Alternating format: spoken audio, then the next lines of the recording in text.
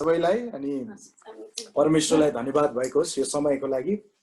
मलाई लाग्छ परमेश्वर हाम्रो बीचमा हुनुहुन्छ, मलाई लाग्छ हैन परमेश्वर हाम्रो बीचमा हुनुहुन्छ अनि परमेश्वरले हामी प्रत्येकलाई हरेक परिस्थितिहरूबाट हरेक कुराहरूबाट बचाइकन फेरि पनि आजको यो समय उहाँको उपस्थितिमा आएर उहाँको नाउँलाई उचाल्न पाउनु अनि यो फेरि एकै ठाउँबाट पनि हैन विभिन्न ठाउँ विश्वको विभिन्न ठाउँबाट हामी उपस्थित भएर यसरी परमेश्वरको नाउँलाई उचाल्ने मौका प्रभुले दिनुभएको छ। कति एकदमै अनौठो कुरा छ। हामी सँगै हुँदाखेरि धेरैचोटि यसरी भेटेका थियौँ, तर हेर्नु त आज हामी विश्वभरि छरिएका छौँ। हामी लकडाउन भित्र छौँ, हामीलाई सरकारले लकडाउन भित्र राखेको छ, तर हाम्रो सम्बन्धहरू अनलक भएको छ अनि यो सम्बन्धहरू यसरी नै अनलक हुँदै जाओस् र भविष्यमा अझै परमेश्वरमा मिलेर परमेश्वरको नाउँलाई सँगै मिलेर उचाल्नलाई परमेश्वरले यस्ता बाटोहरू दिनुभएको होस्। अनि अघि कुमार दाईले भन्दै हुनुहुन्थ्यो प्रियहरू हाम्रो चाहिँ आत्मिकी नाता त छँदैछ कुमार दाई लासम दिदी अनि प्रभु के अरे छोराछोरीसँग, तर हाम्रो एकदमै यो दाईले पनि नकार्न सक्नुहुन्न, मैले पनि नकार्न सक्दिनँ, किनभने हामी जहाँ जस्तो जुन ठाउँमा भए पनि हाम्रो पारिवारिक सम्बन्ध रहि नै रहनेछ। अझै हामी प्रभुमा आइसकेपछि त्यो सम्बन्ध मजबुत भएको छ अनि हामी यहाँ मात्र हैन माथि पनि सँगै बस्छौँ। अनि एक दिन कुमार दाईले भन्नुभयो जस्तै कुमार दाई हामीले मेरो बाउलाई भेट्नेछौँ, उहाँ अहिले स्वर्गमा हुनुहुन्छ। त्यसैले धन्यवाद दाई यो मौकाको लागि। फेरि पनि परमेश्वरले तपाईँ र मलाई अनि तपाईँका आदरणीय प्रभुका दास दासीहरूसँग यसरी जोड्नु भएको छ अनि म तपाईँहरू सबैलाई पनि धन्यवाद भन्न चाहन्छु। अनि हामी परमेश्वरको जीवित वचनबाट आज हेर्नेछौँ अनि वचनमा जानुभन्दा अगाडि हामी छोटो प्रार्थना गर्नेछौँ र म आदरणीय दाजु कुमारलाई नै म प्रार्थना गरिदिन अनुरोध पनि गर्दछु, उहाँले यो वचनको लागि प्रार्थना गरिदिनुहुन्छ। आउनुहोस् हामी छोटो प्रार्थना गर्नेछौँ। प्रभु हामी तपाईँलाई धन्यवाद भन्दछौँ, यो कति सुन्दर दिन तपाईँले हामीलाई दिनुभएको छ। हिजोको दिनदेखि आजको दिनसम्म मात्र पनि हामीले हेर्दाखेरि कयौं मानिसहरूले विभिन्न प्रयास प्रयत्न कोसिस र इभन प्रार्थना गर्दाखेरि पनि प्रभु यो दिनको हिस्सा अथवा यो आशिषको हिस्सा बन्ने भागीदार बन्ने मौका पाएनन्। प्रभु तपाईँ परमेश्वरले हामीलाई विभिन्न ठाउँबाट यसरी एकै ठाउँमा जोडिएर तपाईँको आराधना गर्नलाई, तपाईँलाई महिमा गर्नलाई, तपाईँको नजिकमा आउनलाई, तपाईँको आवाज सुन्नलाई यो मौका दिनुभएको छ। यति बेला म आफ्नो दास भाइ सन्तोष नेपाली गुइदेलाई तपाईँको हातमा समर्पण गर्न चाहन्छु। आफ्नो छोराले गएको सबै तयारी सबै अध्ययनमा पवित्र आत्मा तपाईँको अभिषेक तपाईँले राखिदिनुहोस् भन्ने प्रार्थना गर्दछु। पवित्र आत्मा तपाईँ हाम्रो सल्लाहकार हाम्रो शिक्षक हुनुहुन्छ। सबै प्रकारका डिस्ट्र्याक्सनका कुराहरू हामीहरूको ध्यानलाई विकेन्द्रित गर्ने सबै प्रकारका तत्त्वलाई येशू ख्रीष्टको नाममा हामी इन्कार गर्दछौँ। प्रभु अबको यो 50 मिनटको समयलाई प्रभु तपाईँ परमेश्वरले आफ्नो दासलाई तपाईँको नियन्त्रणमा निगरानीमा केवल तपाईँको मुखपात्रको रूपमा चलाउनुहोस् ताकि तपाईँको वचनबाट हामीहरूको जीवन परिवर्तन हुन सकोस्। धन्यवाद छ येशू प्रभुको नाम, आमेन।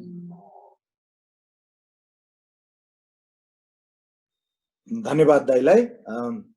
अनि अब हामी विभिन्न ठाउँमा बसेर यसरी प्रभुको अनलाइनमा यसरी उपस्थित हुने मौका पाछौँ। हामी परमेश्वरलाई धन्यवादको साथसाथै यो जुम बनाउने मान्छेलाई पनि हामी धन्यवाद भन्दछौँ जसले हामीलाई यसरी कनेक्ट गर्नलाई सहायता गर्नुभयो। अनि अवश्य नै यो ज्ञान र बुद्धि परमेश्वरले दिनुभएको हो उहाँलाई पनि, किनभने परमेश्वर सम्पूर्ण कुराको सृष्टिकर्ता हुनुहुन्छ। हामी परमेश्वरको वचनमा जानुभन्दा अगाडि एउटा क्रिस्चियन जोक भनेर सुरु गरौँ। अनि यो चाहिँ फेरि जोक मात्रै हो है, यो सत्य घटना होइन, फेरि तपाईँले सत्य घटनामा नलिनु होला। यो एक दिन चाहिँ एकजना बिचरा परमेश्वरका दास नेपालमा एकदमै पास्टर बुवा हुनुहुँदो रहेछ। अनि उहाँ चाहिँ सेवकाईमा अब कहिले गाउँ कहिले उकालो कहिले ओह्रालो गर्ने। अनि एक दिन चाहिँ उहाँ सङ्गति गरेर फर्किँदै हुनुहुँदो रहेछ। अनि जङ्गलको बाटो हिँड्नुपर्ने अनि उहाँ चाहिँ जङ्गलको बाटो हिँड्दै हुनुहुँदो रहेछ। उहाँलाई चाहिँ उहाँको र अचानक बाघको चाहिँ जम्का भेट भएको छ। अब भागौँ भने एकदमै अँध्यारो भइसक्यो, पछाडि भाग्ने ठाउँ छैन। अब जाउँ भने अगाडि बाघ चाहिँ तपाईँको अगाडि छ। अनि अब हामी परमेश्वरलाई विश्वास गर्ने मान्छे कतै हाम्रो त प्रार्थनै हो। अनि पास्टर बा चाहिँ घुँडा टेकेर प्रार्थना गर्न सुरु गर्नुभएको छ। अनि प्रार्थना गर्न सुरु गरिसकेपछि 15 मिनट भयो, बाघले केही पनि गरेन। आधा घण्टा भयो, बाघले केही पनि गरेन। 45 मिनट भयो, बाघले केही पनि गरेन। अनि त्यसपछि होइन यो बाघ कता गएछ त, यत्रो लामो प्रार्थना गरिसके भाग्यो क्या भनेर पास्टर बुवाले चाहिँ आँखा खोल्नु भएको छ। आँखा खोलेको त बाघ त अगाडि पो आएर बसिरहेको छ। अनि पहिला त धेरै टाढो थियो, 45 मिनट प्रार्थना गरेपछि त बाघ त अगाडि नै आएछ। अनि पास्टर बा डराउनु भएको छ। डराइसकेपछि अनि आँखा खोलेर हेर्दाखेरि बाघ अगाडि छ। तर अचम्मको कुरा के भएछ भने प्रियहरू, बाघ पनि आँखा चिम्म गरेर प्रार्थना गरिरहेछ। अनि पास्टर बाले भन्नुभएछ, ए बाघ भाइ, म त क्रिस्चियन हो, म त पास्टर हुँ, मैले त प्रार्थना गरेपछि प्रभुले काम गर्नुहुन्छ, तिमी चाहिँ किन यसरी घोप्टो परेर प्रार्थना गरे बाघ भाइ? पास्टर बा, म पनि क्रिस्चियनै हुँ।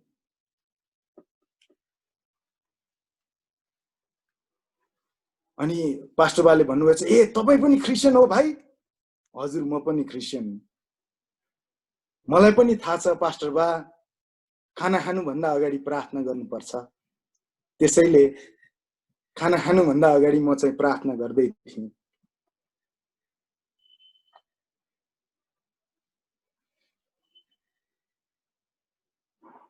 अनि तपाईँले थाहा पाइसक्नुभयो होला, बाघ भाइले प्रार्थना गरेर पास्टर बालाई खानु भएछ। यो चाहिँ जोक्स मात्रै हो। प्रियहरू, यो बाइबलमा नखोज्नु नि है, यो घटना छैन फेरि। अनि प्रियहरू, अहिलेको परिस्थिति तपाईँ हामी सबैलाई थाहा नै छ। हामी लकडाउन भित्र छौँ। यो भाइरसको कारण विश्व एकदमै डरलाग्दो परिस्थितिबाट गइराखेको छ। मैले हेर्दै थिएँ यो महामारीको कारण, प्रियहरू, यो महामारी कोरोना भाइरस गइसकेपछि 1.6 बिलियनले काम गुमाउनु पर्नेछ। फेरि संसार पहिलोको अवस्थामा फर्किँदैन भनेर धेरै डाक्टर, धेरै विशेषज्ञ, धेरै आविष्कारकले भनेका छन्। कति कम्पनीहरू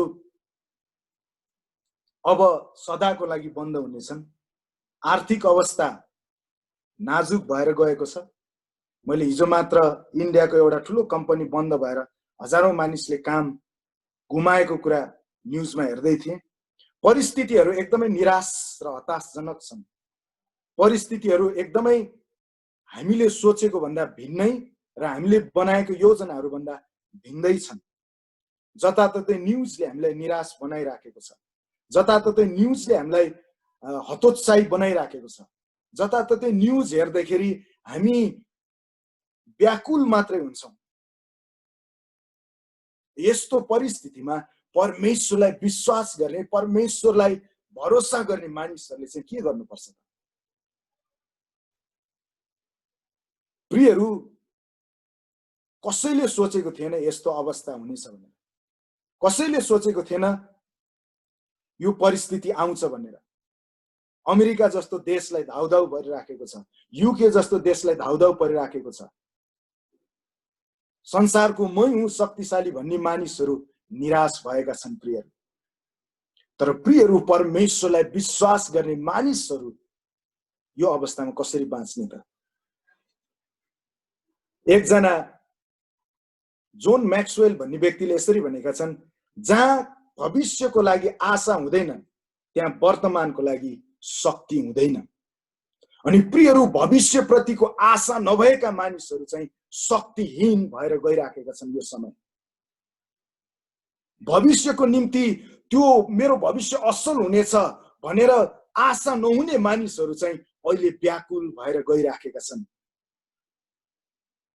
अनि प्रियहरू, संसार यो अवस्थामा भएर गइराखेको बेलामा प्रियहरू, हाम्रो चाहिँ आशा छ। अनि हाम्रो आशा चाहिँ ख्रीष्ट येशू हुनुहुन्छ। त्यसैले हाम्रो भविष्य छ। त्यसैले प्रियहरू हामी अहिले जिउने शक्ति चाहिँ परमेश्वरबाट पाउँदछौँ। त्यसैले हामी कति परमेश्वरलाई विश्वास गर्ने मानिसहरू पनि अहिले आशाहीन भइराखेका छन्, निराश भइराखेका छन्। तर प्रियहरू हाम्रो आशा भनेको चाहिँ संसारको कुरामा पनि होइन, मानिसमा पनि होइन, हामीसँग भएका कुनै शक्ति, बल, सामर्थ्य, पैसा, धन सम्पत्ति केहीमा पनि होइन। हाम्रो आशा चाहिँ येशू ख्रीष्टमा हुने मानिसहरू कष्टको बीचमा पनि शक्तिशाली भइराख्छन्। त्यसैले प्रिय आज आज आज आज बेलुकाको यो समय यो वचनको शीर्षक छ परमेश्वरमा आशा राख्नेहरूलाई। परमेश्वरमा आशा राख्नाले अचम्मको काम हुन्छ। प्रिय परमेश्वरमा आशा राख्नेको जीवनमा अचम्मको काम हुन्छ। परमेश्वरमा आशा राख्नेको जीवनमा अचम्मको र आश्चर्यको काम हुन्छ। त्यसैले प्रियहरू भजन सङ्ग्रह 39:7 यसरी भन्दछ, म के कुराको निम्ति प्रतीक्षा गरौँ। भजन सङ्ग्रह 39:7 म के कुराको निम्ति प्रतीक्षा गरौँ, मेरो आशा त तपाईमा नै छ। प्रियहरू यो चाहिँ दाउदले भनेका कुरा हुन्। म के कुराको प्रतीक्षा गरौँ। प्रियहरू त्यो समय दाउदले जब इजरायलमा शासन गर्न सुरु गरे, हामीले त्यो शासन कालको समय हेर्यौं भने अंग्रेजीमा चाहिँ गोल्डन एरा भनेर भनिन्छ। एकदमै समृद्धि, एकदमै उन्नति र प्रगति भएको त्यो समय थियो। मान इज्जतको कुरा नगरौं, धन सम्पत्तिको कुरा नगरौं, देश विकासको कुरा नगरौं, उनी लडाकु एकदमै हजारौं मानिसलाई मार्न सक्ने एकदमै शक्तिशाली राजा। तर पनि प्रियहरू त्यो समय उनीसँग सबै कुरा थियो, तर पनि उनको आशा चाहिँ परमेश्वर मात्रै हुनुहुन्थ्यो। प्रियहरू हामी पनि यो विषम परिस्थितिबाट गइराखेका छौं, यो नाजुक परिस्थितिबाट गइराखेका छौं। तर यो समय चाहिँ तपाईँ र मेरो आशा केमा छ? हामीले जम्मा गरेको 2-4 लाख, हामीसँग भएको घर, हामीसँग भएको अलिकति मान इज्जत होइन। प्रियहरू यो समय भनेको चाहिँ हामीले परमेश्वरको आशामा जिउने समय हो। प्रियहरू मैले एउटा न्यूज हेर्दै थिएँ हाम्रै नेपालको विषयमा। 429 जनाले आत्महत्या गरे लकडाउन भरि।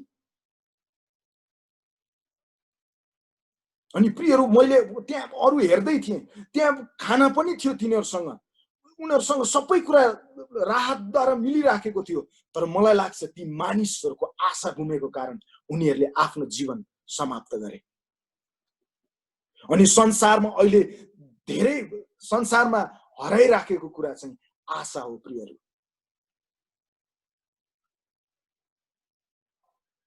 अनि आशा भएन भने चाहिँ मानिस बाँच्न सक्दैन।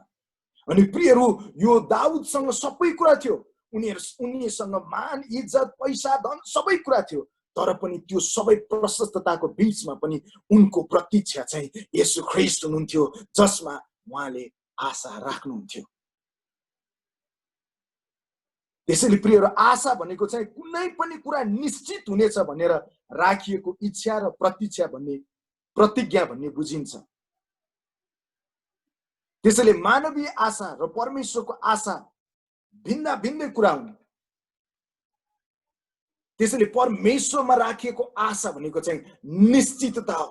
परमेश्वरले मलाई यो परिस्थितिमा बचाउनुहुन्छ, परमेश्वरले मलाई असल गर्नुहुन्छ, मेरो भविष्य असल छ भनेर प्रियहरू निश्चित हुने समय हो यो चाहिँ। अनि त्यो आशा चाहिँ संसारले गुमाइराखेको छ। त्यो आशा चाहिँ प्रियहरू संसारसँग छैन, केवल तपाईं र मसँग मात्रै त्यो आशा छ। धेरैचोटि मानिसले भन्छ मलाई आशा छ यो कुरा हुनेछ, यो कुरा हुन्छ होला। तर प्रियहरू बाइबलले आशा भनेको चाहिँ परमेश्वर येशू ख्रीष्टमाथि राखिएको आशा भनेको चाहिँ प्रियहरू हुन्छ होला हैन, हुनेवाला छ होला भन्ने होइन। प्रियहरू ओ परमेश्वरमा राखिएको आशा भनेको चाहिँ निश्चितता हो। अनि अर्को शब्दमा भन्नु पर्दाखेरि चाहिँ मलाई थाहा छ भन्नु हो। प्रियहरू, तपाईँ र म मलाई लाग्छ आफ्नो गाउँको बाटो तपाईलाई थाहा छ भने तपाईँ विदेशबाट नेपाल फर्किसकेपछि तपाईले एयरपोर्टमा गएर भाइ रूपन्देही जाने बाटो कता हो भनेर सोध्नुहुन्न। तपाईलाई थाहा छ भने तपाईले गाडी लिएर तपाईँ कहाँ जानुपर्ने हो त्यहाँ जानुहुन्छ। अनि प्रियहरू, परमेश्वरमा राखिएको आशा भनेको पनि मलाई थाहा छ भन्नु हो। मेरो भविष्य, संसारको परिस्थिति, संसारको अवस्था, संसारको आर्थिक कुरा के होला त्यो तपाईँ र मेरो समस्या होइन। तर तपाईले परमेश्वरमा आशा राख्नु भएको छ भने संसार जस्तो सुकै होस्, मेरो भविष्य असल छ, मेरो परिवारको भविष्य असल छ। परमेश्वरले मलाई हरेक परिस्थितिबाट विजय दिनुहुन्छ भनेर पक्का थाहा गर्नु हो।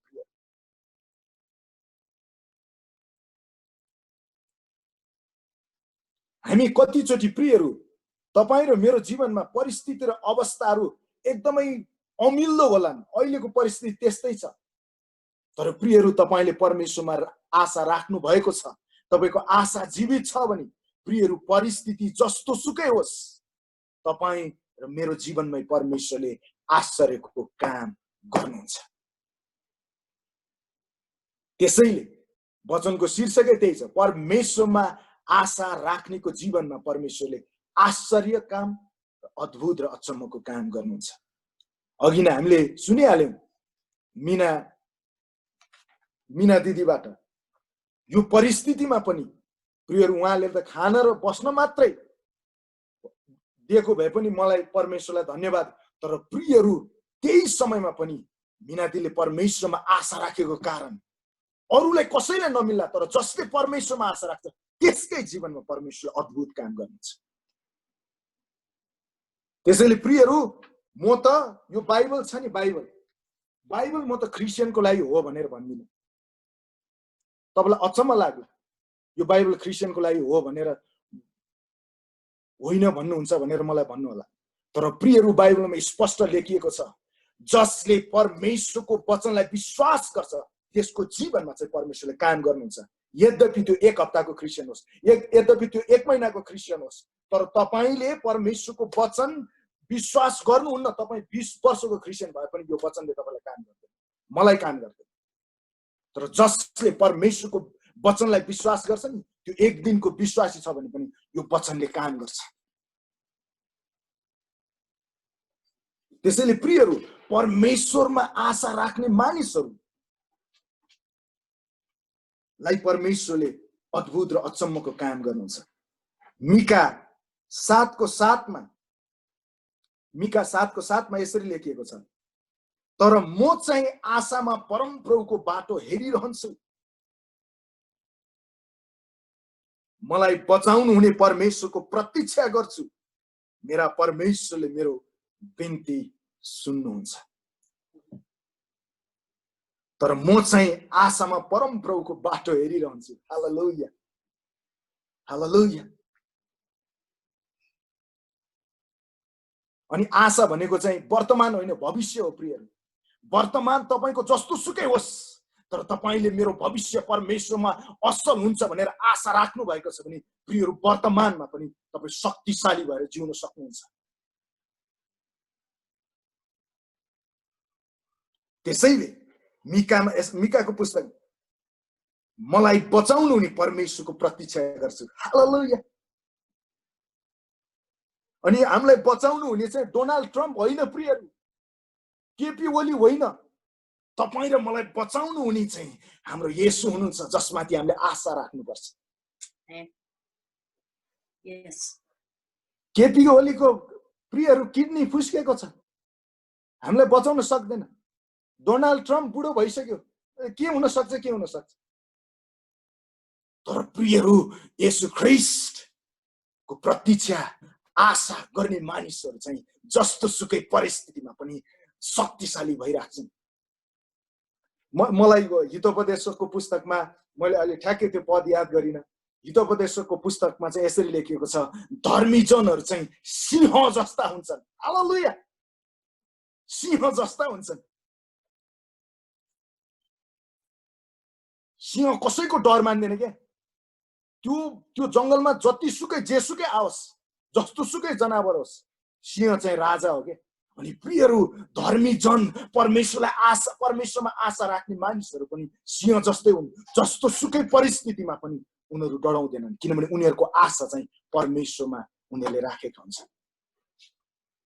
ख्रीष्टमा राखिएको आशाले मात्र हाम्रो जीवनमा आश्चर्यको काम गर्दछ प्रियहरू। अनि प्रियहरू, ख्रीष्टमा राखिएको आशा चाहिँ सम्भाव्यता वा हुन सक्ला होइन, यो चाहिँ निश्चितता हो, पक्का हुनेछ र मलाई थाहा छ भन्नु।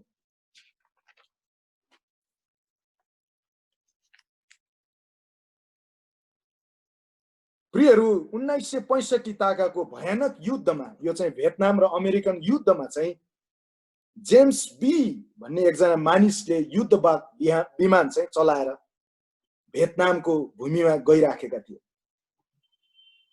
अनि त्यहाँ चाहिँ भियतनामी सैनिकहरूले चाहिँ त्यो युद्धवाद विमानलाई चाहिँ गोली हानेर खसाले। अनि गोली हानेर खसालिसकेपछि जुन विमान चलाउने जेम्स बी र उनका साथीहरूलाई चाहिँ कब्जा गरियो भियतनाम सैनिकले। अनि यिनलाई यति यातना दियो कि, यति पीडा दियो कि, यति कष्ट र दुःख दियो कि यिनको हात चाहिँ जंगलको बीचमा लगेर यिनी र यिनका साथीहरूको हात चाहिँ माथि पारेर यसरी बानिएर नाङ्गै पारेर जंगलमा छोडिदियो। यिनलाई 7 वर्षसम्म सांगलाले बाँधिएको अवस्थामा राखियो। उनको हात माथिको माथि नै 7 वर्षसम्म। उनीसँगै कैदमा परेका साथीहरू सबै मरे। उनी मात्र 7 वर्षसम्म त्यस्तो पीडाबाट भएर अन्त्यमा उनी घर फर्कन सफल भए। अनि घर फर्कन सफल भइसकेपछि यद्यपि उनको हात चाहिँ 7 वर्ष माथि लगेर बाँधिएको कारण उनको हात चाहिँ तल आएन, तर उनी अमेरिका फर्काइए।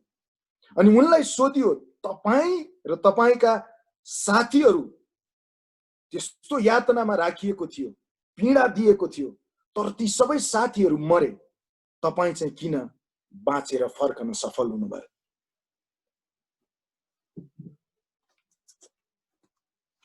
अनि प्रियहरू, उनले यसरी उत्तर दिए, म रातभरि जंगलका किराहरूले टोकेर एकदमै यातनाले म पिल्सिन्थे। कतिचोटि त मैले त्यो पीडा सहन नसकेर बेहोस भएँ। कतिचोटि मलाई मर्छु कि जस्तो लागेको थियो, तर जब जब म बिहानी पख उठ्थेँ, म फेरि मेरो छोरा, मेरो श्रीमती अनि मेरो घर गएको त्यो चित्र, त्यो मेरो दिमागमा आउँथ्यो। अनि फेरि त्यो बिहान म एक दिन घर फर्किनेछु भन्ने आशा नयाँ भएर आउँथ्यो।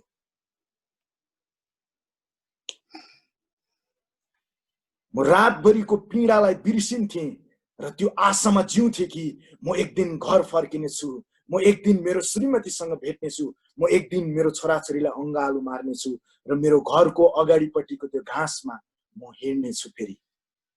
7 वर्ष एउटै आशामा उनी जिराखे कि म एक दिन घर फर्किनेछु, म एक दिन घर फर्किनेछु। अनि प्रियहरू, त्यो 7 वर्षको कठिन पीडाबाट उनी गए तापनि प्रियहरू एउटै आशाले उनलाई जीवित राखिराख्यो कि म एक दिन घर फर्किनेछु।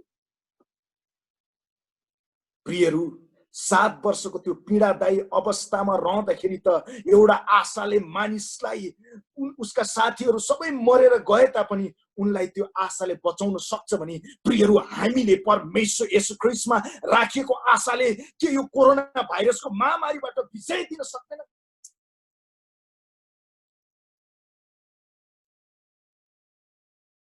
कठिन अवस्थामा जब हामी परमेश्वरमा आशा राख्दछौँ, त्यो समयमा नै परमेश्वरले आश्चर्यको काम गर्नुहुन्छ, सजिलो समयमा होइन।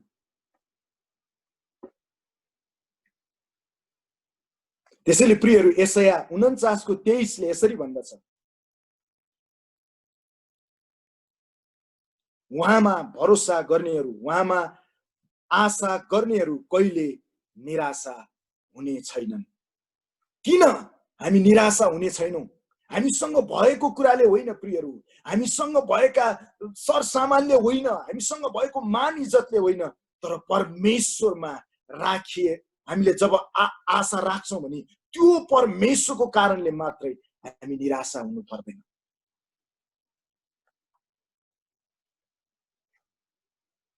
त्यसैले प्रियहरू, उहाँ बाहेक अरू कुनै कुरामा आशा राखेका छौँ भने प्रियहरू त्यसको नतिजा निश्चित छ, त्यो निराशा हो।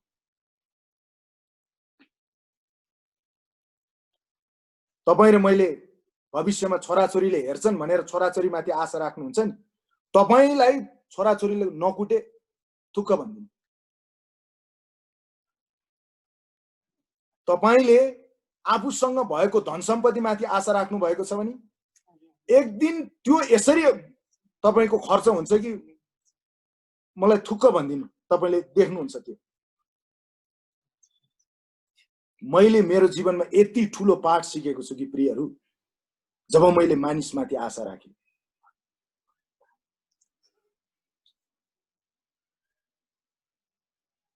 भजन सङ्ग्रह 46 को 3 र 4 ले यसरी भन्दछ,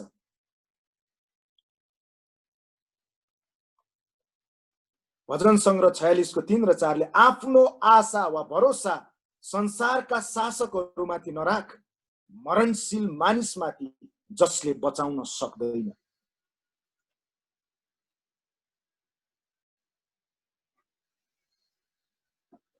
धेरैचोटि आशा हामीले मानिसमा राख्छौँ, तर प्रियहरू हाम्रो पहिलो आशा चाहिँ परमेश्वरमा हुनुपर्छ। अनि मात्रै परमेश्वरमा हामी आशा राख्छौँ भने परमेश्वरले मानिसहरूलाई प्रयोग गर्नुहुन्छ। आमेन। थम्स अप गरौँ त, तपाईलाई साँच्चीकै चित्त बुझ्यो भने थम्स अप गरौँ त। प्रियहरू, पहिलो आशा चाहिँ हामीले मानिसमाथि राख्ने होइन। मैले मेरो एउटा छोरो छ, मैले मेरो छोरामाथि पहिलो आशा राखेँ भने पनि मेरो छोरोले बुढेसकालमा मलाई लात्तीले हान्छ, तर जब म परमेश्वर येशू ख्रीष्टमा आशा राख्छु नि, मेरो छोराले मलाई हेर्छ। तर अहिले त हाम्रो आशा त प्रियहरू परमेश्वरमा होइन, पहिलो आशा छोराछोरीमा हुन्छ। मेरो छोरोले यो बुढेसकालको लौरो, तपाईको लौरो सौरो भाँच्दिन्छ, हेर्नु होला। तपाईको छोराछोरी, हाम्रो आशा चाहिँ ख्रीष्ट येशूमा हुनुपर्छ।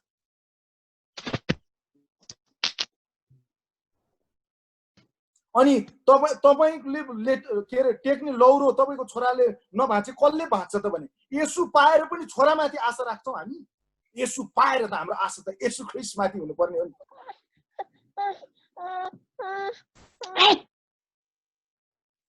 त्यसैले प्रियहरू, अघि हाम्रो कुमार दाइले भनिसक्नु भयो, प्रियहरू मेरो बुवा आर्मीको क्याप्टेन हुनुहुन्थ्यो। प्रियहरू, मेरो विवाह धेरै अगाडि, धेरै सानो उमेरमा भएको। कुमार दाई अनि दिललाई थाहा छ, म 17 वर्षको मात्रै थिएँ। त्यही चर्चको उतापट्टि स्कुलमा पढ्थेँ म। अनि प्रियहरू एसएलसी भयो मेरो। एसएलसीमा 2टा रिजल्ट आयो। मेरो 9 मा बिहे भएको, 9 को अन्तिम जाँचमा बिहे भएको मेरो। एसएलसी हुँदाखेरि 2टा रिजल्ट आयो, एसएलसी को रिजल्ट र यता श्रीमतीको रिजल्ट। श्रीमतीको रिजल्टमा म पास भएँ, छोरो पाएँ श्रीमतीले। तर मेरो एसएलसी को रिजल्टमा चाहिँ म फेल भएँ। अनि मेरो घरको सबै आवश्यकता पुर्याइदिने मेरो बाबा हुनुहुन्थ्यो। म पढ्दै थिएँ, मैले ब्याचलरसम्म पढेँ। ब्याचलर पढ्दाखेरि बिहान 5 बजे म टाई लाएर कलेज जान्थेँ, 10 बजे मेरो छोरो टाई लाएर स्कुल जान्थ्यो। हामी दुवैजना पढ्थ्यौँ। घरको आवश्यकता, मेरो श्रीमतीको आवश्यकता, मेरो बाबुको आवश्यकता, मेरो आमाको आवश्यकता, मेरो आवश्यकता, हाम्रो घरको आवश्यकता मेरो बुवाले पुरा गर्नुहुन्थ्यो। अनि प्रियहरू, त्यो बेला मैले यो कुरा बुझिनँ। मैले मेरो आशा चाहिँ मेरो बुवामाथि राखेको थिएँ। तपाईहरुलाई अनेस्ट कुरा गर्दैछु। मलाई परमेश्वरले ठुलो पाठ सिकाउनु भएको छ, परमेश्वरमा आशा राख भन्ने कुराहरु। अनि मेरो बुवा एकदमै सार सौदो हुनुहुन्थ्यो। मेरो बुवा बिरामी भएर बित्नु भएको होइन। मेरो बुवा आर्मीमै जागिर खाइराख्नु भएको थियो। उहाँ बालवाला आर्मी हुनुहुन्थ्यो जब उहाँ बित्नु भयो। उहाँ अलिकति बिरामी हुनुभयो। बिरामी भइसकेपछि हामीले 1 हप्ता एउटा नर्सिङ होममा राख्यौँ। नर्सिङ होममा राखिसकेपछि होल बडी चेकअपदेखि लिएर ब्लड सबै चेक गर्दाखेरि उहाँ नर्मल हुनुहुन्थ्यो। अनि उहाँले भन्नुभयो होइन मेरो आर्मी हस्पिटलमा धेरै सुविधा छ, म आर्मी हस्पिटल गएर बस्छु, मलाई आर्मी हस्पिटल लैदेऊ तिमीहरूले। हिँड्नुहुन्थ्यो उहाँ, एकदम सारसौँ स्वस्थ मान्छे, उहाँ हिँडेरै गएको हस्पिटल। अनि जब हामीले बुवालाई हस्पिटल लिएर गयौँ, छाउनी हस्पिटल, उहाँको आर्मी हस्पिटलमा, उहाँ गएको प्रियहरू 2 घण्टामा उहाँ बित्नु भयो, प्रभुमा सुत्नु भयो। मेरो मम्मी छक्क पर्यो। 2 घण्टामा लगेको उपचार त्यहाँ जाँच्न पनि भएन, उहाँ बित्नु भयो। त्यसपछि प्रियहरू मेरो लाइफ अब सक्यो भन्ठाने मैले, किनभने मेरो आमालाई कसरी मैले सम्हाल्ने, मेरो छोरा मेरो श्रीमतीको आवश्यकता कसरी पुर्याउने। म होसना चर्चमा सेवा गर्थे, मलाई त्यति तलब पनि दिँदैनथे। अब कुमार दाइलाई थाहा छ हामी कस्तो अवस्थामा अगाडि बढेको। मलाई एकदमै गाह्रो भयो, म के गर्ने। मेरो आशा त मेरो बाउ हुनुहुन्थ्यो, सबै कुरा पुर्याइदिने। तर प्रियहरू जब मेरो आशा साँच्चीकै मेरो आशा चाहिँ मानिसबाट, मेरो बाउबाट जब परमेश्वरमा सर्यो नि प्रियहरू, मेरो बाउले पुर्याइदिने भन्दा पनि प्रशस्त मात्रामा येशूले पुर्याउनु भयो।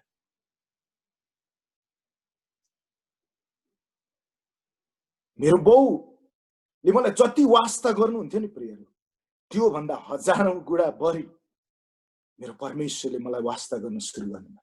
जब मेरो आशा मैले परमेश्वरमा राख्न सुरु गरेँ। त्यसैले प्रियहरू परमेश्वरले हरेक कुरालाई तपाईबाट हटाएर धेरैचोटि प्रियहरू, त्यसैले तपाईले आफ्नो छोराछोरीलाई एकदमै यसले मलाई हेर्छ, बाउलाई यस्तो गराइराख्नु भएको छ भने प्रियहरू कृपया गरी तपाईको आशा मानिसमा नराख्नुस्, परमेश्वरमा राख्नुस्। जब हामी आशा परमेश्वरमा राख्छौँ भने परमेश्वरले मानिसलाई प्रयोग गर्नुहुन्छ। प्रियहरू मेरो बुवा आर्मीमा जागिर खाँदाखेरि मेरो बुवाले 2टा घर बनाउनु भएको थियो। एउटा पुरानो घर थियो, एउटा नयाँ घर थियो। एउटा सूर्य विनायकमा छ, एउटा माथि हामी बस्ने ठाउँमा थियो। तर प्रियहरू मलाई लाग्थ्यो अब हामी फिलिपिन्सबाट 2015 सालमा फर्केर आयौँ, मलाई लाग्थ्यो हाम्रो घर छँदैछ, के गर्नु पर्यो, 2टा घर छँदैछ, हामीले त्यस्तो मेहनत गर्नु पर्दैन, परमेश्वरले हामीलाई सबै कुरा जुटाउनु भएको छ, जानी हो परमेश्वरको सेवाकाई गर्ने हो भनेर हामी भन्थ्यौँ, म र मेरो श्रीमती। तर प्रियहरू हामी 2015 सालमा मङ्गलबार फर्केर आयौँ, शनिबार भैँचलो गयो, पुरानो घर गार्लम गुर्लुम भयो। त्यहाँबाट पनि मलाई परमेश्वरले एकदम ठुलो पाठ सिकाउनु भयो। हामीसँग भएको धन सम्पत्तिमा पनि आशा नगर छोरा, आशा केवल ममा मात्रै गर। अनि प्रियहरू जब घर भत्कियो, नयाँ घरमा आएर बस्ने स्थिति थिएन, किनभने त्यो भाडामा दिएको थियो। हामी प्रियहरू त्यो भैँचलो आउँदाखेरि बारीको पाटोमा हामीले टरो बनायौँ, राति टरो उडाइदियो, हामी रातभरि भिजेर बस्यौँ त्यो समय। अनि प्रियहरू हामीलाई भएको छोराछोरीले गर्ने वास्ता भन्दा 1000औं गुणा बढी वास्ता गरिन्छ। त्यसैले तपाईँ र म यो अहिले विषम परिस्थितिबाट गइराखेका छौँ, कोरोना भाइरस यस्तो भयो उस्तो भयो, तर प्रियहरू जसले परमेश्वरमा आशा राख्छ नि, ती मानिसहरूकै जीवनमा परमेश्वरले आश्चर्यको काम गर्नुहुन्छ। त्यसैले धेरैचोटि प्रियहरू अहिले मेरो बुवा बित्नु भएको 12 वर्ष भयो। जब म फर्केर हेर्छु नि प्रियहरू, जुन समय मेरो बुवाले मलाई जति वास्ता गर्नुहुन्थ्यो, अब फेरि यो भन्दैमा फेरि मेरो बुवा बितेर जानुभयो, खुसी भन्न खोजेको होइन, एकदमै पीडा छ। मैले धेरैलाई भन्ने गर्छु, मैले यदि परमेश्वर नपाएको भए मेरो बाउको फोटो राखेर म बाउलाई देवता मान्थेँ होला, त्यति असल मानिस हुनुहुन्थ्यो। कुमार दाइलाई थाहा छ, लासङ दिदीलाई थाहा छ, त्यति असल मान्छे हुनुहुन्थ्यो। तर प्रियहरू कतिचोटि परमेश्वरले संसारको आशाको ढोका बन्द गरेर भए पनि हाम्रो आशा चाहिँ उहाँमा स्थापना गर्नुहुन्छ। अनि त्यो पीडा हुन्छ प्रियहरू, कतिचोटि हामीलाई दुःख हुन्छ, कष्ट हुन्छ, तर परमेश्वरमा नै हामीले आशा राख्नुपर्ने हुन्छ। अहिले 12 वर्षपछि म फर्केर हेर्छु प्रियहरू, तपाईँ मेरो घरमा आउनुभयो भने तपाईँले देख्नुहुन्छ परमेश्वरले कति अद्भुतको घर दिनुभएको छ। अनि त्यो मेरो कल्पना, मेरो श्रीमतीको कल्पना भन्दा धेरै बाहिरको कुरा, यस्तो घर हामीले पाउनु, त्यो पनि परमेश्वरको काम गरेर, त्यो पनि नेपालमा काम गरेर। त्यसमाथि प्रियहरू नेपालको सेवकाईको क्षेत्र कस्तो छ भन्ने कुरा मलाई लाग्छ कुमार दाइलाई थाहा होला, तपाईहरु धेरैलाई थाहा होला कस्तो छ भन्ने। तर प्रियहरू मेरो तलब 1500 थियो, 2000, 3000, 5000 त्यस्तो तलबले कहिले घर बनाउने मैले। तर प्रियहरू जब परमेश्वरमा आशा राख्नुहुन्छ नि, तपाईको तलबमा भर नपर्नुस्। तब तपाईले विदेशमा काम गरिरहनु भएको छ, मैले त 1 लाख कमाउँछु होइन प्रियहरू, हाम्रो आशा चाहिँ परमेश्वरमा राख्नुपर्छ।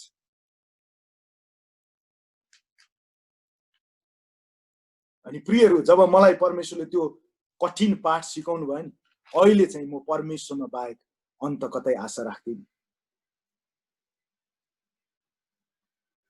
प्रियहरू फिलिपिन्समा हामी पढ्न गयौं। यहाँबाट म सानो घटना बताउन चाहन्छु। हामी गएको 3 महिना हामीले न मान्छे चिन्नु न के गर्नु, मेरो छोरा अत्याधिक बिरामी भयो। मेरो छोरालाई एकदमै धेरै ज्वरो आउने, एकदमै धेरै ज्वरो आउने, एकदमै धेरै ज्वरो आउने। हामीलाई थाहा भएन के भयो समस्या। त्यो बेलामा मेरो श्रीमतीलाई अंग्रेजी फिटिकै नआउने। मेरो श्रीमतीलाई जचाउन लिएर जाऊ भनेर पनि भन्न नसक्ने मैले, किनभने अंग्रेजी नआउने। एकदमै गाह्रो परिस्थिति। म भर्खर 3 महिना मात्रै हामी गएको थियौं। मलाई अब तपाईको भन्छन् नेपालीलाई विदेशमा पढ्न जाँदाखेरि धुवा निक्लिँदो रहेछ भनेर भन्छन्, टुप्पीबाट धुवा। मेरो कहाँबाट धुवा आयो म आफैलाई थाहा छ। त्यस्तो कठिन पढाइ। अनि त्यसपछि मेरो छोरा अत्याधिक बिरामी भयो। म एकदमै पढाइमा अब घोट्टा दिनुपर्ने। अनि 1 हप्तासम्म मेरो छोराको ज्वरो निको भएन। एकदमै बान्ता गर्न खोज्ने, बान्ता नआउने। अनि त्यसपछि हामीले 1 हप्तापछि जचाउन लिएर गयौं। जचाउन लिएर गइसकेपछि त्यहाँ एकजना क्रिस्चियन डाक्टर हुनुहुँदो रहेछ। उहाँले भन्नुभयो, सन्तोष तिम्रो छोरालाई एपेन्डिक्स भएको छ, तिमीले अपरेसन गर। हुनी क्रिस्चियन त ठीक छ, तर बिना चेकअप, बिना भिडियो एक्सरे, बिना रगत चेकअप कसरी एपेन्डिक्स लायो भनेको यो डाक्टरले। भन्छु मेरो श्रीमतीलाई म, उ चाहिँ भन्छ तेरो छोरालाई एपेन्डिक्स लाग्छ, तैँले अपरेसन गर भन्छ। मैले कसरी विश्वास गर्ने चेकअपै नगरिकन। अनि त्यसपछि मेरो प्रोफेसरको श्रीमती आउनुभयो, एउटा प्रोफेसरको श्रीमती। अनि उहाँले भन्नुभयो, सन्तोष यी चाहिँ एकदमै चाइल्ड स्पेशलिस्ट हुन्, यिनले भनेको कुरा हुन्छ, त्यसैले अपरेसन गर भन्नुभयो। अनि मैले पनि उहाँ प्रोफेसरको श्रीमतीको विश्वासमा ल अपरेसन गरौँ भनेर अपरेसन गरे। शुक्रबारको दिन राति 9:45 मा मेरो छोरालाई अपरेसन थिएटरमा लग्यो। प्रियहरू कोही पनि साथमा छैनन्। मेरो आमा यता नेपालमा हुनुहुन्छ। आमालाई भन्यो भने उल्टो मेरो आमा पीर मान्नु होला भनेर मैले नेपालमा पनि भने। म र मेरो श्रीमती त्यो हस्पिटलमा प्रार्थना गरिराख्यौं। त्यो समय हाम्रो आशा कतै पनि थिएन। प्रियहरू मेरो छोरा चाहिँ एकदमै दुब्लाएर हाड र छाला मात्रै थियो। अनि त्यसपछि अपरेसन गरेर 11:45 तिर मेरो छोरालाई अपरेसन थिएटरबाट निकाल्यो। अनि डाक्टरले मलाई बोलाए। मेरो श्रीमती त डराएर गइनन्, म चाहिँ गएँ। अनि डाक्टरले भन्यो, सन्तोष हो तपाईको नाम? भने हजुर मेरो नाम सन्तोष हो।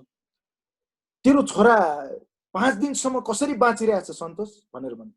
हैन के भएर डाक्टर साहब भन्यो, तेरो छोराको एपेन्डिक्स फुटेको त 5 दिन भइसकेछ। एपेन्डिक्स फुटेको 24 घण्टामा मान्छे मर्थ्यो प्रियहरू। तेरो छोराको एपेन्डिक्स फुटेको 5 दिन भइसक्यो सन्तोष, कसरी बाँचिरहेको थियो तेरो छोरा? अनि मैले भने डाक्टरलाई, डाक्टर साहब मलाई त केही पनि थाहा छैन, यो त प्रभुको अनुग्रहले मात्र मेरो छोरा बाँच्यो हो। अनि त्यसपछि अपरेसन राम्रो भयो। हामी एकदमै खुसी भयौं, प्रभु तपाईले अचम्मको काम गर्नुभयो। अनि डाक्टरले अलिअलि खान दे, लिक्विड खान दे भनेर भन्यो। अनि प्रियहरू हामीले अलिकति दुध पानीहरू बिस्तारै खान देऊ। तर मेरो छोरा 2 दिनपछि यसरी भमिट गर्न थाल्यो कि हामी आफैले डर लाग्यो। किनभने नेपालमा भमिट गरेर अपरेसन गरेर भमिट गर्यो भने मान्छे मर्छ भनेर भन्थे। हामीलाई त्यही आयो, मेरो श्रीमती र मलाई। अब के हुने हो छोरोको थाहा छैन। डाक्टर पनि चकित खाए के भयो यसलाई, यो बच्चालाई भनेर। अनि प्रियहरू, जब उनीहरूले भिडियो एक्सरे गरे उनीहरूले थाहा पाए कि मेरो छोराको आन्द्रा त गाँठो परेछ। अनि त्यसपछि अब के हुने हो, अब कतै केही छैन, अब मान्छेहरू पनि चिन्या छैन, घर यता खबर गर्न मिल्दैन किनभने बुढी भएको आमा झन् चिन्तित हुनु होला। अनि त्यसपछि डाक्टरले मलाई बोलायो। अनि बोलाइसकेपछि सन्तोष अब तेरो छोराको अर्को अपरेसन गर्नुपर्छ। त्यो अपरेसन चाहिँ यो एपेन्डिक्सको अपरेसन भन्दा एकदमै डरलाग्दो अपरेसन हुन्छ। किनभने तेरो छोराको सबै भुँडी चाहिँ सबै खोलेर, सबै त्यो ओपन हार्ट सर्जरी जस्तै सबै खोलेर अनि आन्द्रा मिलाएर अनि त्यसपछि हामी सिउँछौँ। यो चाहिँ अलिक कम्प्लिकेटेड, अलिकति लामो समय लाग्छ भनेर भन्यो। मलाई थाहा छैन, त्यो डाक्टरसँग बोलिराख्दाखेरि परमेश्वरले मलाई कहाँबाट त्यो विश्वास दिनुभयो, परमेश्वरले कहाँबाट त्यो जोस दिनुभयो मलाई थाहा छैन। मैले भने त्यो डाक्टरलाई, डाक्टर साहब मेरो छोरालाई मृत्युबाट फर्काएर लिएर आउने मेरो परमेश्वरले यो आन्द्रा पनि ठिक पार्न सक्नुहुन्छ, मलाई 2 दिनको समय दिनुस्। अनि डाक्टरले भन्यो ठिकै छ, अब तिमी बुवा हो, अब तिम्रो छोरामाथि अधिकार छ, हुन्छ हामी तिमीलाई 2 दिनको समय दिन्छौँ। तर 2 दिन भन्दा उता गयो भने झन् कम्प्लिकेसन बढ्न सक्छ, त्यसैले 2 दिन चाहिँ हामी तिमीलाई समय दिन्छौँ। प्रियहरू, अब त्यो समय मेरो श्रीमतीलाई पनि मैले भनिन के भइराखेको छ, डाक्टरले के भन्यो भनेर सोधिराखेको थियो मेरो श्रीमतीले। मैले भने केही पनि भएको छैन, अब राम्ररी बिस्तारै ठिक हुँदै जान्छ भनेर डाक्टरले भनेको छ भनेर भने मैले। तर प्रियहरू, भित्र म एकदमै पीडित भएको थिएँ। अनि मेरो आशा चाहिँ मैले भने कि परमेश्वर तपाईँ बाहेक अरू कोही पनि छैन आशा। म मेरो मृत छोरा लिएर नेपाल फर्किन सक्दिनँ। अनि त्यसपछि त्यहाँ त्यो चाहिँ क्रिस्चियन देश भएको कारणले त्यहाँ क्याथोलिकहरूको मास हुन्छ, प्रार्थना गर्ने ठाउँ। अनि प्रियहरू, मैले चाहिँ त्यो मासमा चाहिँ त्यो क्याथोलिकहरूको प्रार्थना गर्ने कोठामा चाहिँ प्रियहरू एकदमै प्रार्थना गरे। अनि त्यहाँ क्याथोलिकहरू चाहिँ एकदमै शान्त भएर चुपो लाएर प्रार्थना गर्दछन्। तर म त अब मर्नु त्यो एकदमै दोधारमा परेको थिएँ।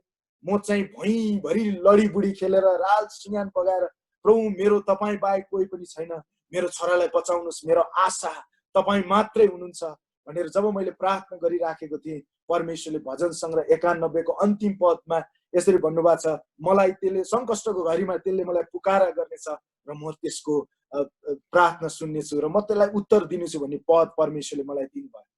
अनि मेरो आशा मजबुत भएर आयो, मेरो परमेश्वरले मेरो छोराको जीवनमा अद्भुत काम गर्नुहुनेछ। तर डाक्टरले यस्तो भनेको थियो कि मेरो छोराले चाहिँ, यदि तेरो छोराले चाहिँ ग्यास फ्याल्यो भने चाहिँ हामीलाई खबर गर्नु। ग्यास भने चाहिँ तपाईँलाई थाहा छँदैछ, अब नेपालीमा के भन्नु, पछाडिबाट हावा फ्याल्यो भने तपाईँले हामीलाई खबर गर्नु भनेर भने डाक्टरले। अनि त्यसपछि मैले मेरो छोरालाई भने, छोरा केही भयो त? भएको छैन बाबा, भएको छैन। 2 दिनसम्म मैले प्रियहरू त्यो क्याथोलिकको मासमा प्रार्थना गरेँ, प्रभु अब तपाईँ नै मेरो आशा हुनुहुन्छ, मेरो भरोसा तपाईँ नै हुनुहुन्छ। अब तपाईँले मलाई फिलिपिन्समा यसरी लिएर आउनु भएको छ, यो सबै कुरा तपाईँ जान्नुहुन्छ। अनि प्रियहरू, मेरो आशा परम प्रभुमा मात्रै थियो। अनि त्यसपछि दोस्रो दिनको बेलुका 6 बजेतिर मेरो छोराले भन्यो, बाबा मैले ग्यास फ्यालेँ। अनि त्यसपछि म दौडेर गएर डाक्टरलाई भने, डाक्टर साहब मेरो छोराले ग्यास फ्याल्यो। अनि त्यसपछि डाक्टर दौडेर आएर मेरो छोरालाई फेरि तपाईँको एक्सरे गर्नलाई लिएर गयो, भिडियो एक्सरे।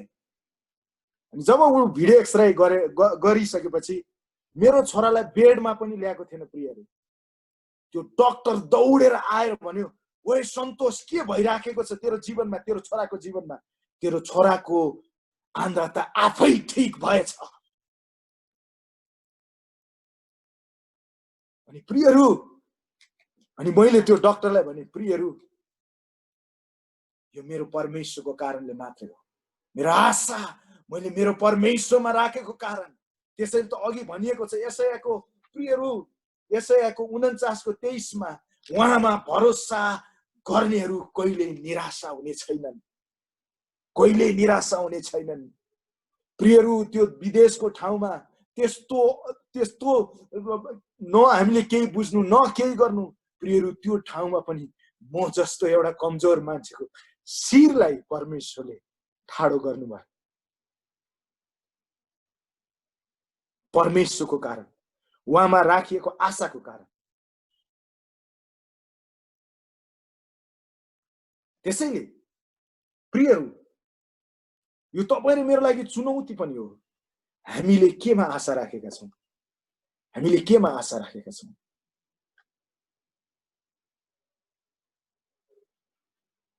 यशाया 40:31 मा परमेश्वरको वचनले यसरी भन्नुभएको छ, 40:31 मा, तर परमप्रभुको आशा गर्नेहरूको बल फेरि नयाँ हुनेछ, तिनीहरू गरुड चाहिँ माथि माथि उड्नेछन् र दगुरेर पनि तिनीहरू थाक्ने छैनन्, तिनीहरू हिँड्नेछन् तापनि मूर्छा पर्ने छैन। प्रियहरू, परमेश्वरमा आशा राख्ने मानिसको बल चाहिँ चाहे कष्ट, पीडा, अभाव, दुःख, कष्ट, संसार यताको उता होला, संसार उथल पुथल होला, तिनीहरूको बल चाहिँ नयाँ हुनेछ।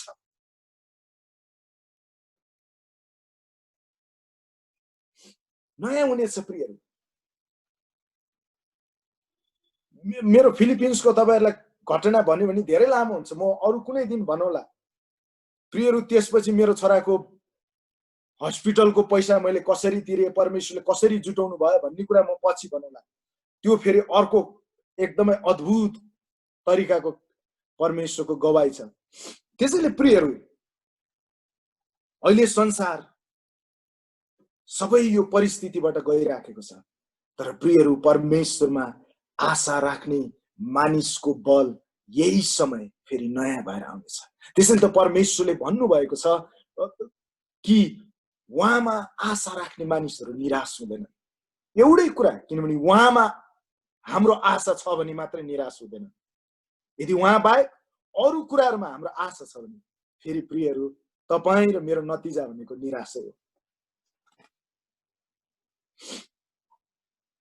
त्यसैले प्रियहरू,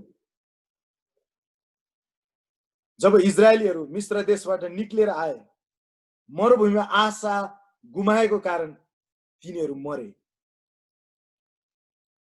तर मरुभूमिमा कष्ट, पीडा, अभाव, घटी, कमी, जस्तो सुकै परिस्थितिमा आशा राख्ने कालेब र योशु चाहिँ प्रतिज्ञाको मुलुकमा प्रवेश गरे। प्रिय, यहाँ मिस्रबाट निस्केर आएका इजरायलीहरूले मरुभूमिमा पनि अचम्मको काम देखेकै थिए। उनीहरूले पट्टाइ चराको मासु खाएका थिए, मन्ना खाएका थिए, चट्टानबाट निक्लेको पानी पिएका थिए। उनीहरूसँग परमेश्वर बादलको खाँबो र आगोको खाँबो र बादलको छारी भएर जानुभएको थियो। अचम्म र उद्वेगका काम देखेका थिए। तर प्रियहरू, त्यो देख्दा देख्दै पनि तिनीहरूले आशा गुमाएको कारण मरुभूमिमा ती आशा गुमेका इजरायलीहरू मरेर गए।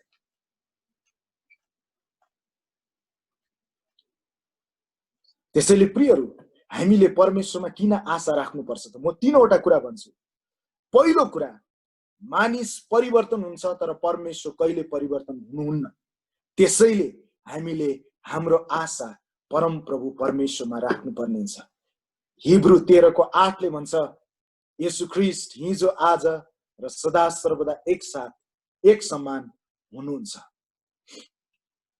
दोस्रो कारण, परमेश्वरमा हामीले किन आशा राख्नुपर्छ भने दोस्रो कारण चाहिँ परमेश्वर कहिले पनि हार्नु हुन्न।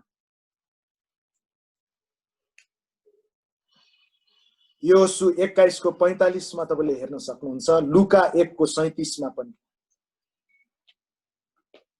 किनभने प्रियहरू, परमेश्वरको लागि कुनै कुरा असम्भव छैन। अनि अर्को कुरा प्रियहरू, परमेश्वर, अर्को कारण चाहिँ परमेश्वर हाम्रो सबै कुराको सुरुवात र अन्त्य हुनुहुन्छ।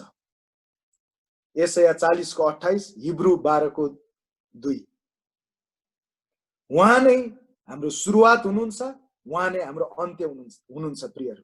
हाम्रो चाहिँ सुरुवात र अन्त्य छ, तर परमेश्वरको सुरुवात र अन्त्य छैन। त्यसैले हामीले आशा चाहिँ सुरुवात र अन्त्य नहुने परमेश्वरमा राख्नुपर्ने हुन्छ। त्यसैले हामीले पैसामा आशा राखेका छौँ, पैसा आज होला भोलि नहुन सक्छ। घरमा आशा राखेका छौँ, मेरो जस्तै भत्केर जान सक्छ। छोराछोरीमा आशा राखेका छौँ, छोराछोरीले तपाईँलाई लात हान्न सक्छन्। किनभने यी सबै कुराको सुरुवात र अन्त्य छ प्रियहरू।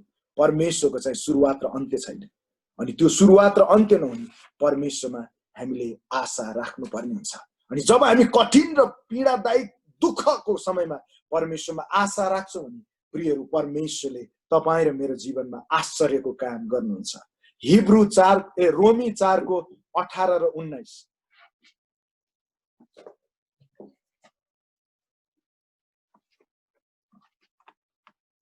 यो पद पढेर म अब अन्त्य गर्नेछु। रोमी 4 को 18 र 19 मा परमेश्वरले यसरी भन्नुभएको छ। यहाँ अब्राहमको विषयमा भनिएको छ। रोमी 4 को 18 र 19, तेरा सन्तान पनि यस्तै असंख्य हुनेछन् भनेर परमेश्वरले भन्नुभयो अनुसार आशा पटक्कै नहुँदा पनि अब्राहमले आशा राखी विश्वास गरे र यसरी उनी धेरै जातिहरूका पिता बने। प्राय 100 वर्ष पुगिसकेका अब्राहम मरेतुल्य भइसकेको आफ्नो शरीर तथा साराको कोख बाँझो भएको बुझेर पनि विश्वासमा कमजोर भएन। प्रियहरू, अहिले संसारको परिस्थिति, संसारको अवस्था हेर्दाखेरि पटक्कै आशा राख्ने ठाउँ छैन। अनि हामीले गर्न सक्ने पनि केही पनि होइन, गर्न पनि सक्दैन। यदि गर्न सक्ने भइरहे हामी घरभित्र किन बसिराख्नु पर्छ? अब्राहमको पनि परिस्थिति त्यस्तै थियो प्रियहरू। परमेश्वर उनलाई प्रतिज्ञाको पुत्र दिन्छु भनेर भन्नुभएको थियो। 25 वर्ष भइसक्यो, उनलाई 75 वर्षको उमेरमा प्रतिज्ञा दिनुभयो। 100 वर्ष पुग्न लागिसक्यो अब्राहम। साराको कोख बन्द भइसक्यो। उनीहरूले गर्न सक्ने केही पनि थिएन त्यो नानी पाउनको लागि।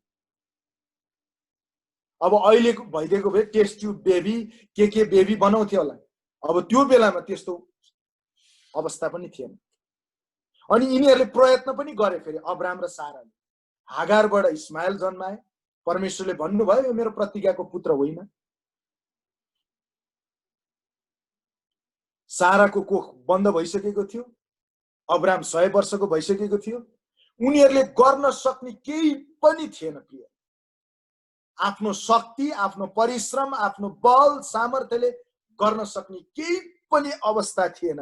तर प्रियहरू, त्यो सबै केही पनि गर्न नसक्ने अवस्थामा पनि अब्राहमले पटक्कै आशा नहुँदाखेरि पनि परमेश्वरमा आशा राखेको कारण प्रियहरू, त्यही कमजोर अवस्था, त्यही पीडादायक अवस्था, त्यही केही गर्न नसक्ने अवस्थामा जब अब्राहमले परमेश्वरमा आशा राख्यो, त्यसै समय परमेश्वरले अब्राहमको जीवनमा आश्चर्यको काम गर्नुभयो र इसाकलाई परमेश्वरले दिनुभयो। प्रियहरू, हामी पनि यही परिस्थितिमा छौँ।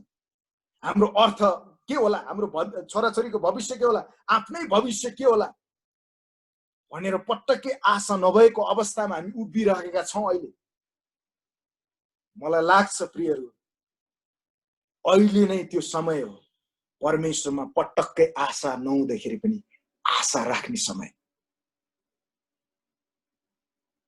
अनि जब यो समयमा हामी परमेश्वरमा आशा राख्छौँ भने प्रियहरू, परमेश्वरले तपाईँ र मेरो जीवनमा आश्चर्यको काम गर्नुहुन्छ। त्यसैले प्रियहरू, संसारको अर्थतन्त्र तस नस भएको होला, येशूको अर्थतन्त्र तस नस भएको छैन। मानिसहरू रोगी भइराखेका होला, कोरोना लागिराखेको होला, येशू ख्रीष्टको चङ्गाईको हात अहिले पनि चङ्गाई गर्नलाई थामिएको छैन। येशू ख्रीष्टको त्यो अनुग्रह अहिले पनि तपाईँ र मेरो जीवनमा निरन्तर बगिराखेको छ। त्यसैले प्रियहरू, यही समय हो परमेश्वरमा पटक्कै आशा नहुँदाखेरि पनि परमेश्वरमा आशा राखिराख्ने समय। त्यसले परमेश्वरले तपाईँहरू सबैलाई आशिष दिनुभएको होस् यो समयको लागि। अनि म दाइ कुमारलाई, अनि मेरो दिदी लासोङ, अनि छोराछोरी अनि प्रभुका सम्पूर्ण तपाईँका परमेश्वरका छोराछोरीहरू जहाँ जुन जुन ठाउँबाट तपाईँ हामी यसरी सहभागी भएर परमेश्वरको वचन सुन्ने मौका दिनुभयो, यो संगति गर्ने मौका दिनुभयो, परमेश्वरलाई धन्यवाद म भन्न चाहन्छु। र आऊ हामी छोटो प्रार्थना गरौँ अनि म अन्त्य गर्नेछु। आऊ हामी प्रार्थना गरौँ। परमपिता परमेश्वर येशू ख्रीष्ट, साँच्चै तपाईँ मात्रै हाम्रो जीवित आशा हुनुहुन्छ। तपाईँ मात्रै साँचो आशा हुनुहुन्छ पिता।